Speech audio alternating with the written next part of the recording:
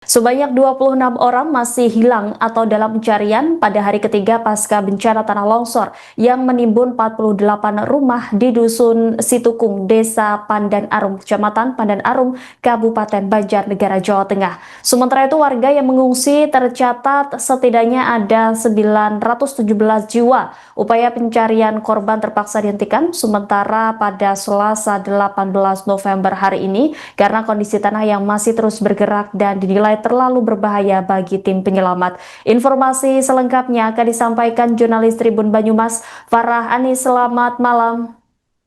Selamat malam, Rina.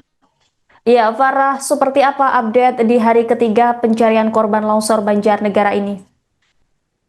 Baik Rima dan juga Tribuners, untuk update pencarian korban tanah longsor di Dusun Situkung, Desa Pandanarum, Kecamatan Pandanarum, Kabupaten Banjarnegara pada hari ketiga ini memang terus dilakukan, mengingat masih ada sebanyak 26 warga yang masih dinyatakan hilang dan belum diketahui secara pasti untuk keberadaannya. Sehingga memang upaya ini terus dilakukan, dan kemarin Gubernur Jawa Tengah Ahmad Lutfi juga sudah memerintahkan agar tim segera melakukan evakuasi terhadap ke-26 korban yang masih belum ditemukan tersebut. Adapun untuk proses evakuasi hari ini dilakukan sebanyak 3 seru yang dipilih 3 lokasi, yang mana memang lokasi tersebut dimungkinkan terdapat korban-korban yang masih tertinggal. Namun memang karena kondisi tanah yang masih cenderung labil, sehingga tim pada evakuasi hari ini belum bisa diberangkatkan keseluruhannya, mengingat juga kondisi tersebut masih membahayakan apabila dilanjutkan.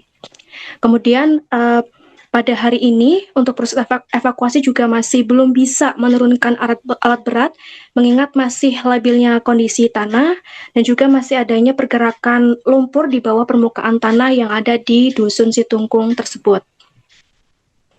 Ya, lantas apa kemudian langkah-langkah yang diambil oleh pemerintah dalam mendukung pencarian korban, rekan Farah? Oke, baik. Untuk langkah-langkah pencarian sendiri, tentunya pada hari ini disampaikan oleh Kepala BPBD Banjarnegara. Hari ini tim memang menyiapkan tim menjadi 3 seru, yakni seru 1, 2, dan juga 3 untuk beberapa titik-titik lokasi, di mana setiap seru tersebut diberikan sebanyak 10 hingga 20 personel di tempat tersebut, serta juga diberikan sarana dan juga prasarana yang memadai, seperti salah satunya adalah eskavator untuk membantu proses evakuasi. Namun memang pada hal ini proses penerjunan alat berat belum bisa dilakukan, mengingat kondisi tanah yang masih cenderung labil dan masih membahayakan untuk tim menuju ke lokasi bencana tersebut. Ya, setidaknya ada lebih dari 900 warga turut terdampak bencana longsor. Ini lantas bagaimana nasib ratusan pengungsi ke depannya mengingat rumah mereka terdampak longsor? Baik, disampaikan kemarin dalam kunjungan Gubernur Jawa Tengah Ahmad Lutfi, dalam 3 hari ke depan mereka ini memang sedang disiapkan untuk hunian sementara, yang mana pihaknya dari BNPB dan juga Dinas PU dikatakan akan segera membangun hunian darurat dengan luas lahan sebanyak 2 hektar. Kemudian untuk hunian jangka panjang sendiri, kedepannya memang tentunya akan dilakukan oleh pemerintah setempat untuk memastikan juga agar warga ini bisa kembali memiliki lingkungan atau rumah yang nyaman. Namun memang untuk kondisi hunian tetap tersebut masih akan dilakukan pertimbangan, yang tentunya mempertimbangkan keamanan, kenyamanan, serta akses bagi pekerjaan para warga di dusun tersebut. Karena di dusun tersebut juga hampir ada 900 sekian warga yang terdampak, Tribuners. Kemudian bagaimana bantuan logistik untuk para pengungsi ini? Apakah sudah terdistribusikan dengan baik, rekan Farah? Baik, terkait dengan bantuan sendiri disampaikan oleh Kepala BPBD Banjarnegara, Aji Piluroso, disampaikan bahwa bantuan untuk sampai saat ini disampaikan sudah cukup terpenuhi. Apalagi kemarin juga mendapatkan banyak sekali bantuan dari berbagai lembaga, khususnya juga dari gubernur, kemudian dari pemerintah setempat, dari berbagai organisasi juga terus berdatangan.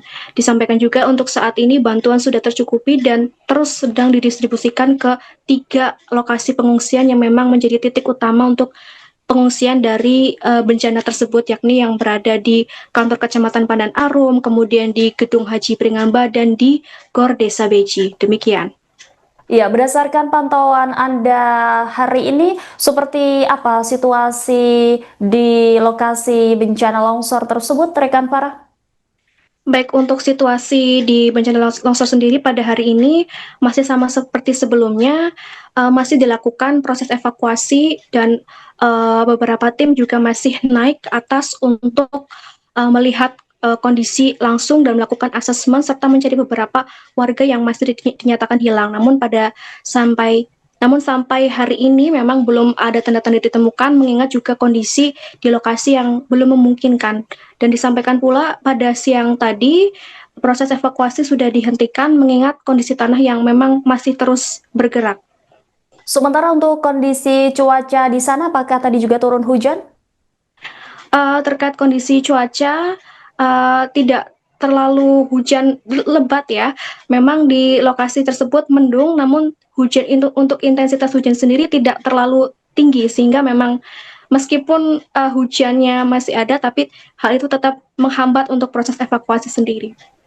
Baik, kita juga berharap semua korban bisa dievakuasi dengan baik. Terima kasih atas laporannya Farah Anis, jurnalis Tribun Banyumas. Selamat kembali bertugas. Sementara yang kita lanjutkan sesuai dengan seru yang ada 3 seru yang kita bagi. Ada seru 1, 2, 3 di lokasi Sampir, Gembrit, apa satu lagi itu saya lupa.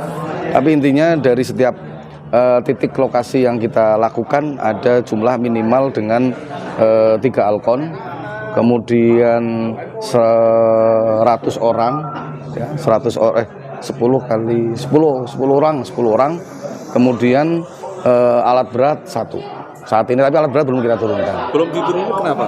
Karena memang kondisi laporan terakhir asesmen tim geologi kami itu masih ada pergerakan lumpur yang kemarin longsor. Jadi tanahnya itu masih ada gerakan lumpur ya, karena di bawahnya masih ada air. Saudara yang belum ditemukan berapa saat? Saat ini 26 orang. 26 orang belum ditemukan. NTB Semarang itu kan 28. Ya, tadi malam memang ada perubahan. Ada yang ditemukan di pengungsian belum didata. Alhamdulillah ada sudah ketemu. Jadi 26 yang masih dinyatakan. Masih ada ya. Mas, kalau jumlah pengungsi sejauh ini, jumlah pengungsi sejauh ini berapa? Jumlah pengungsi sejauh ini 462. Kemudian itu yang di pos pengungsian. Kemudian ada di pengungsi rumah warga 455. Kemudian itu saja. 800-an lebih. Sekitar hampir 937 sekitar itu yang terdampak. Kalau stok bantuan untuk pengungsi dan relawan sendiri seperti apa saja? Ya, alhamdulillah sesuai dengan data yang masuk kami masih sangat cukup untuk bantuan-bantuan, terutama dari relawan, kemudian dari donasi-donasi pemerintah pusat, kemudian dari provinsi, Pasnas dan semuanya. Alhamdulillah backup, dan ini beberapa informasi juga akan yang masuk, tetapi kami akan mencoba melihat sesuai dengan kebutuhan yang ada. Nah, saat ini nanti ada tim laundry katanya dari beberapa kabupaten. Saya malah senang yang melakukan hal-hal sesuai kebutuhan yang belum di backup yang ada. Untuk permakanan, non permakanan insya Allah sudah cukup. Mudah-mudahan sampai saat ini kami pukul 8:10 belum ada laporan ada permintaan yang kesulitan dari pengungsi. Semuanya bisa terpenuhi ya? Ya, terpenuhi. Hanya tadi satu kita dorong yang tersebar di luar kecamatan. Ini hari ini langsung kayak kirimkan logistik untuk dorong beberapa warga yang di luar kecamatan atau di pos pengungsi. Pencarian itu ada berapa titik? Ada rencana tiga titik yang kita lakukan untuk pencarian pengungsi atau yang pencarian yang hilang. Sementara sesuai dengan data ada tiga titik sesuai dengan data yang mereka pegang. Kita pegang.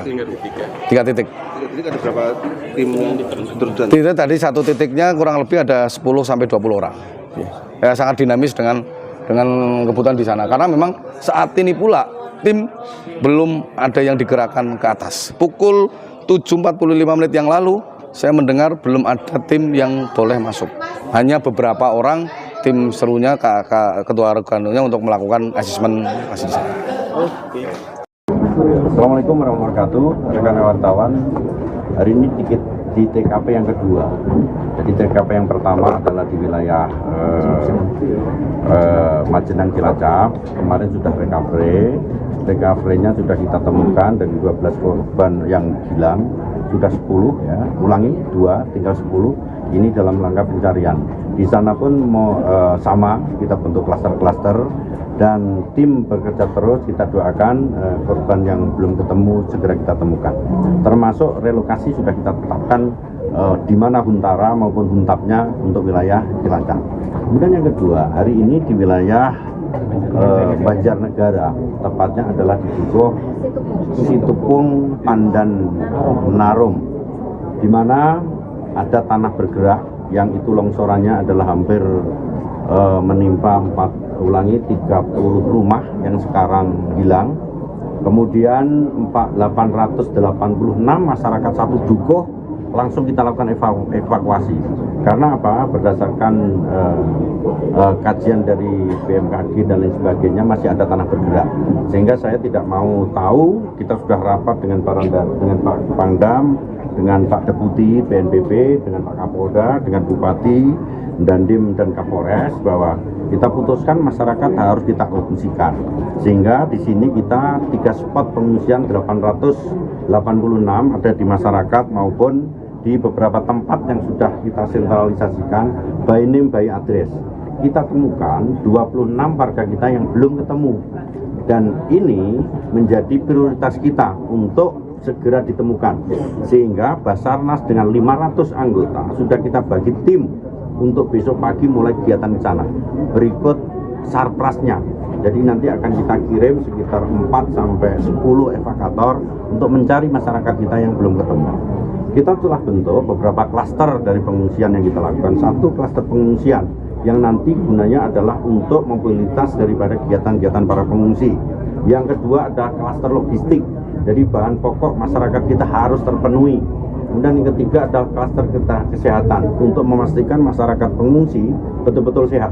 Kemudian yang keempat adalah klaster pendidikan, di mana itu ada SD, SMP, dan SMA yang nantinya dia tidak boleh terganggu terkait dengan mobilitas belajar mengajar. Dan ini sudah Dinas Pendidikan kita sudah turun, bahwa kita pastikan mereka nanti bisa melakukan aktivitas terkait dengan pendidikan untuk anak-anak kita.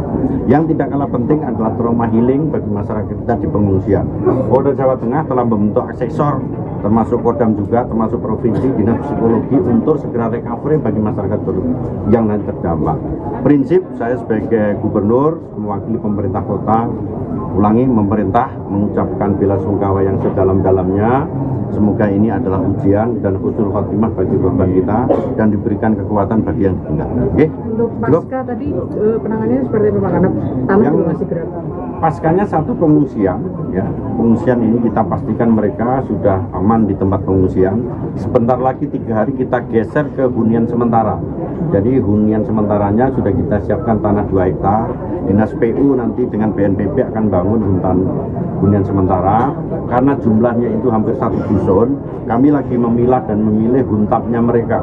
Jadi hunian tetapnya ini kan kalau satu kampung itu kan harus betul-betul representatif terkait tidak hanya kebutuhan sandang, pangan, dan papan, berikut pekerjaan bagi mereka. Ini harus kita pikirkan, ya. Cukup? Jadi begini, ternak sudah, Pak Kadus mana?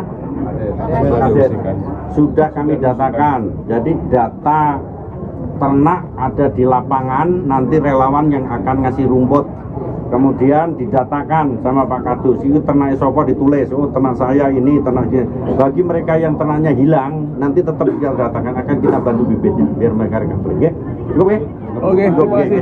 Download Tribun X sekarang, menghadirkan lokal menjadi Indonesia.